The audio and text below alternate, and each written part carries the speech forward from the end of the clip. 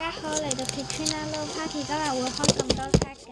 首先我哋開咗之前開嗰個卡先啦，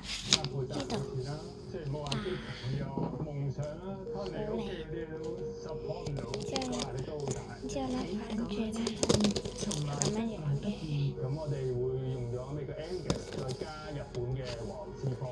好，然之後放翻我個袋先。而家開一個啦。美食新聞報導，聽晚8點82台 TVB Plus。哇！抽中咗呢個。1997年10月28號，抽中咗呢個。巴士慶祝成立20周年。1972年，空中巴士首架客機 A300B 手機，標誌呢間由多個歐洲國家合資而成嘅飛機製造商，打破近乎比面。我驚抽中一張，因為都係粉紅色㗎。先至首次接獲美國航空公司嘅訂單，正式打入美國航空市場。1997年，空中巴士市場佔有率只有45%。冇抽一樣，國家波音公司冇抽一樣，冇抽一樣，冇抽一樣。舊年空中巴士已經有大約56%嘅市場佔有率，相反波音就跌到40%。哇，好靚呢個，抽中我最中意嗰隻啊！耶，一個重複都冇。好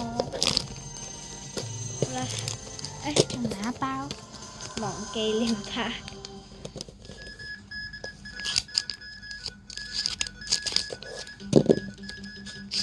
哎呀，抽中咗一個重複啊！唔緊要，我着俾你睇啦。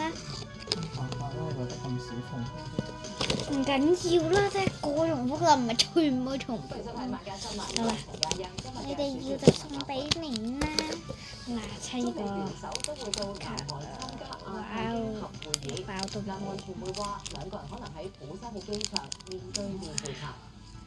高級卡。南韓相隔20年再辦 A 級會談，我哋採訪隊最唔同嘅呢張卡。作為公務員，作為政府嘅重要成員咧， Yes！ 我仲有2張閃卡啊！李家超向全體公務員發信，呼籲喺立法會選舉投票。鏡面卡嚟嘅。再多2個小朋友流感好嚴靚重個案，喎呢張鏡包括一個11個月大嘅 BB 耶！仔，抽中情況咗一個危殆。好似有呢張唔緊要。詳細嘅新聞內容，亞太經合組織領導人峰會將喺星期5喺南韓慶州揭幕。之前1日嘅中美元首會談受到國際關注。南韓傳媒報道，考慮到兩國首腦嘅日程、保安問題等等，可能選址釜山金海國際機場。